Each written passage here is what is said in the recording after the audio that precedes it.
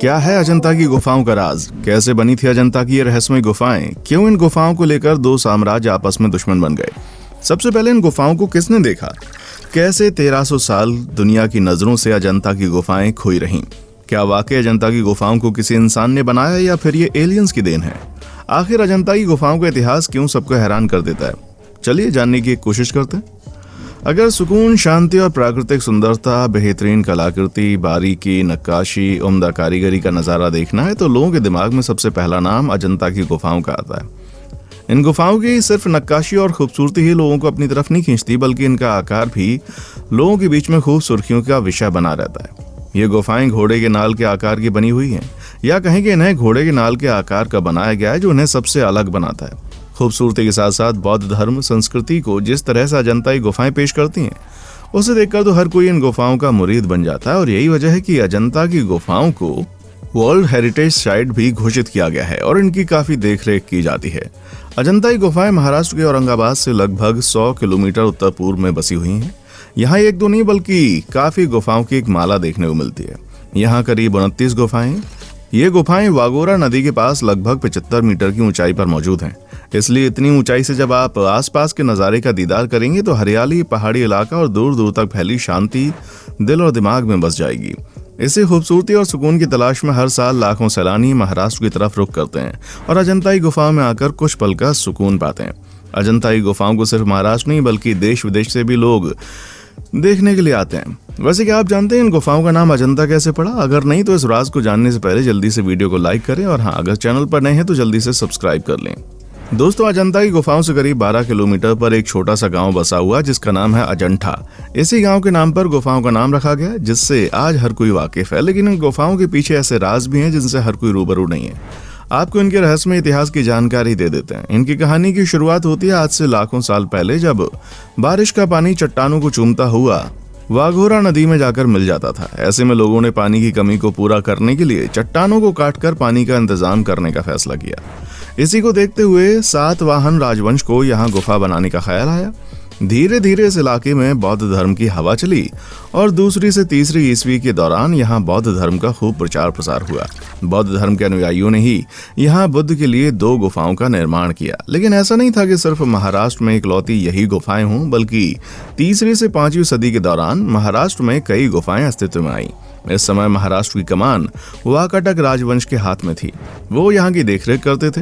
दक्कन जैसे ताकतवर वंश के राजा थे देवसेना। 400 ईस्वी में देवसेना की जगह उनके बेटे हरिसेन को जगह मिली। लेकिन यहाँ राजा और प्रजा के बीच में धर्म को लेकर थोड़ा सा तनाव देखने को मिला। दरअसल वाकाटक वंश के राजा जो थे, उनका विश्वास शैव परंपरा में था, लेकिन प्रजा का एक बड़ा हिस्सा बौद्ध धर्म में यकीन रखता था। यही देखकर राजा को जनता की नजरों में ऊंचा करने के लिए राजा को सलाह दी कि वो एक विशाल बौद्ध मठ का निर्माण करे। जो राजा को ये सलाह काफी पसंद आई। उन्होंने जनता का दिल जीतने के लिए 466 ईस्वी में अजंता की गुफा नंबर 1 का काम शुरू करवाया। ऐसे ही एक के बाद एक गुफा बनती चलेगी और जो 16 नंबर की गुफा थी उसकी जिम्मेदारी थी हरिसेन के प्रधानमंत्री वारादेह की। इन गुफाओं का काम तो शुरू हो गया, लेकिन जल्दी इन पर रोक लगानी पड़ी। दरअसल हरिसेन के 2 पड़ोसी राज्य थे। वो हरिसेन की गद्दी पाना चाहते थे और हरिसेन के पिता की मृत्यु के बाद उनकी हिम्मत और ज्यादा बढ़ गई और दोनों शत्रु पड़ोसी राज्यों ने हरिसेन के राज्य पर आक्रमण करना शुरू कर दिया। ऐसे इन पड़ोसी राज्यों ने हरिसेन के राज्य पर एक बार नहीं बल्कि कई बार हमला किया, जिस वजह से राजा को गुफा बनाने का काम रोकना पड़ा और इस संकट पर ध्यान देने की जरूरत पड़ी। और जब ये लड़ाई शांत हो गई तो फिर से काम शुरू हो गया। फिर आया 477 ईस्वी, जिसमें फिर से गुफाओं के बनने का काम अधूरा रह गया। दरअसल इस दौरान हरिसेन की मृत्यु हो गई और कुछ लोगों ने यह वजह बताई कि हरिसेन को किसी दुश्मन ने जहर दे दिया।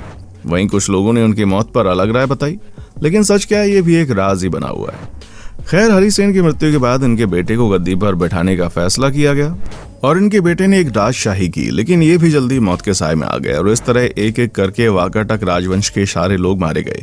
बाकी जो परिवार बचा था वो दूसरी जगह जाकर बस गया और इस तरह धीरे धीरे वाकाटक राजवंश का सिर्फ नाम रह गया। इस राजवंश के पतन के बाद यहाँ कंट्रोल किया अश्मक राजवंश ने, जिनके राज में गुफा नंबर 21 से 26 तक को बिल्ड किया गया। लेकिन इन्होंने सिर्फ नई गुफाओं को बनाने पर ही ध्यान नहीं दिया, बल्कि जिन गुफाओं का काम अधूरा था उन्हें ऐसे अधूरा छोड़ दिया गया।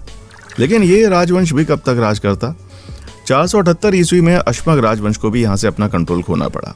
अब तक राजवंशी नहीं रहा तो गुफाओं का काम कौन करवाता, इसलिए फिर से इन गुफाओं का काम रुका। अब चूंकि यहाँ बौद्ध धर्म से जुड़े हुए लोग थे, इसलिए यहाँ कुछ बौद्ध भिक्षुओं ने पैसे जोड़कर इन गुफाओं को पूरा करने का फैसला किया, लेकिन वो ऐसा कर नहीं पाए और 480 ईस्वी के दौरान वो इस इलाके को छोड़कर चले गए। धीरे धीरे इलाका वीरान होता गया। यहाँ से लोगों ने दूसरे राज्यों के इलाकों में रुख करना शुरू किया और करीब 1300 साल तक ये गुफाएं और ये इलाका दोनों वीरानगी के घर बने रहे। यहाँ पेड़ पौधों और हरियाली ने अपने पैर पसारने शुरू किए और ये इलाका एक जंगल में तब्दील होने लगा। लेकिन फिर 1300 साल बाद इन गुफाओं की किस्मत का सितारा चमक उठा। दरअसल 19वीं शताब्दी में यानी 1819 में जॉन स्मिथ नाम के एक ब्रिटिशर जब महाराष्ट्र की शहर पर निकले तो इन्हें यहाँ एक वाघेरा नाम की नदी दिखाई दी, जिसके पास ये तुरंत गए और यहाँ आसपास के इलाके को देखने लग गए। शिकार की तलाश में जॉन स्मिथ को नदी के ऊपर पहाड़ियों पर गुफा का रास्ता दिखाई दिया। जॉन जल्दी से गुफा के अंदर गए और जब अंदर का नजारा देखा तो हक्के बक्के रह गए, क्योंकि अंदर दीवारों पर नक्काशी बौद्ध धर्म की कलाकृतियों जैसी नायाब चीजें बनी थी। इस नज़ारे को देखकर जॉन खुशी से फूले नहीं समाए, क्योंकि मॉडर्न युग में ये पहले इंसान थे जिन्हें गुफाओं के बारे में पता चला था। इस बात का सबूत आपको गुफा नंबर 10 की दीवार पर देखने को मिल जाएगा। यहाँ जॉन ने 28 अप्रैल साल 1819 को उकेरा हुआ है। ये वो तारीख है जब फिर से अजंता की गुफाएं अस्तित्व में आई। धीरे धीरे लोगों को इन गुफाओं के बारे में पता चलता गया और यहाँ लोग आते चले गए। आज़ादी से पहले यानी साल 1947 से पहले ये इलाका हैदराबाद के निज़ाम के कंट्रोल में हुआ करता था, जिन्होंने अजंता की गुफाओं की पॉपुलैरिटी और खूबसूरती देखकर यहाँ की पुल सड़कें बनवाई ताकि सैलानियों को यहाँ आने में किसी तरह की कोई दिक्कत ना हो, और ऐसा हुआ भी। आज यहाँ लाखों सैलानी इन गुफाओं की खूबसूरती देखने के लिए आते हैं, लेकिन अगर आप नहीं गए तो चलिए आपको एक बार गुफाओं के अंदर का नज़ारा दिखाते हैं और जानते हैं कि इन गुफाओं के अंदर ऐसा क्या समाया हुआ है जो इन गुफाओं को सबसे ज्यादा अजीब बनाता है और कमाल का बनाता है। इन सभी गुफाओं को चट्टानों को काट कर बनाया गया है, जो काफी मुश्किल काम था। अजंताई गुफाओं में गौतम बुद्ध की अनेकों मूर्तियां देखने को मिलती हैं। इसके अलावा अजंताई गुफाओं में दीवारों पर खूबसूरत अप्सराओं और राजकुमारियों की अलग अलग पोजीशन में चित्र बने हैं, जो कि भारत नहीं बल्कि पूरी दुनिया में चित्रकारी और मूर्तिकला के सबसे खूबसूरत और दिलकश नमूने हैं। 19वीं शताब्दी में बनी इन गुफाओं को 2 भागों में बांटा जाता है। एक भाग में तो बौद्ध धर्म के हीनयान आते हैं और दूसरे भाग में महायान संप्रदाय को रखा जाता है। ये दोनों ही संप्रदाय बौद्ध धर्म से ताल्लुक रखते हैं, लेकिन इनमें एक छोटा सा फर्क देखने को मिलता है। जो हीनयान है वो बुद्ध की मूल शिक्षा को मानते हैं, उसे फॉलो करते हैं। वहीं जो महायान है उनकी मूर्ति पूजा में बिल्कुल भी विश्वास नहीं है। ये लोग मूर्ति पूजा ना करते हैं और ना ही मूर्ति पूजा को अच्छा मानते हैं। गुफाओं में जो हिस्सा हीनयान में आता है उसमें चैत्र हॉल यानी प्रार्थना हॉल बने हुए हैं, साथ ही 4 विहार भी देखने को मिलते हैं। वहीं जो महायान वाला हिस्सा है उसमें 3 प्रेयर हॉल्स और 11 विहार हैं। वैसे अगर आपको विहार का मतलब नहीं पता तो बता दें कि विहार उस स्थान को कहा जाता है जहां बौद्ध भिक्षु रहते हैं। अजंताई गुफाओं में जब आप मूर्तिकला को देखेंगे और बुद्ध की बड़ी बड़ी प्रतिमा का दीदार करेंगे तो एक पल को तो आपको एहसास होगा कि इनमें जान है, ये आपसे कुछ कहना चाहती हैं। ये एकदम रियलिस्टिक फील कराती हैं। मूर्तिकला तो खास है ही, साथ ही साथ यहाँ पर की गई भित्ति चित्रकारी को भी दुनिया में सबसे खास माना जाता है। इनमें देवताओं और अलग अलग तरह के चित्र देखे जाते हैं। यहाँ पर बुद्ध को समर्पित मठ और चैत्य कक्ष भी अलग ही महत्व रखते हैं। इन मठों को बौद्ध भिक्षुओं को ध्यान में लगाने के लिए भी स्थान माना जाता है। इसके अलावा यहाँ बौद्ध भिक्षु भी बुद्ध की शिक्षा का अध्ययन करने के लिए आया करते थे। यहाँ मौजूद चित्रकारी को जब आप गौर से देखेंगे तो पाएंगे दीवारों और छतों पर जो चित्रकारी की गई है ना, वो बुद्ध के जीवन का बखान करती है। सिर्फ बुद्ध का नहीं बल्कि दूसरे देवताओं के जीवन के बारे में भी काफी कुछ जानने को मिल जाता है। अजंता की गुफाओं में बने चित्रों की चमक आज भी वैसी है जैसे कि पहले के समय में थी। जी हाँ, सालों साल गुजरने के बाद भी चित्रों का रंग फीका नहीं पड़ा, बल्कि आज भी आप एक चित्र को अच्छे से समझ सकते हैं। इसी खासियत को ध्यान में रखते हुए इन चित्रों के बारे में स्टडी की गई और पता चला कि इन चित्रों को अफगानिस्तान में पाए जाने वाले लेपिस लेजुली यानी राजा वर्त पत्थर का इस्तेमाल किया गया है। बता दें, इस पत्थर को 9 रत्नों का दर्जा दिया जाता है। ये पत्थर बहुत ही बेशकीमती हैं, जिन्हें अजंता की गुफाओं में इस्तेमाल किया गया है। इन गुफाओं को देखकर लगता है, और सच कहूं तो इनको देखकर ऐसा लगता ही नहीं कि इन्हें चट्टानों को काट कर बनाया गया है, क्योंकि जिस खूबसूरती के साथ ये वहां पर खड़ी हुई हैं वो सच में किसी जादू से कम बिल्कुल भी नहीं है। और यही वजह है कि कुछ लोगों का ऐसा कहना है कि ये जो गुफाएं हैं इनको किसी इंसान ने नहीं बनाया, बल्कि इन गुफाओं को बनाया है किसी एलियन ने। अजंताई गुफाओं ने जितना बुरा वक्त झेला है ना, आज ये उतनी ही कामयाब और फेमस भी हैं।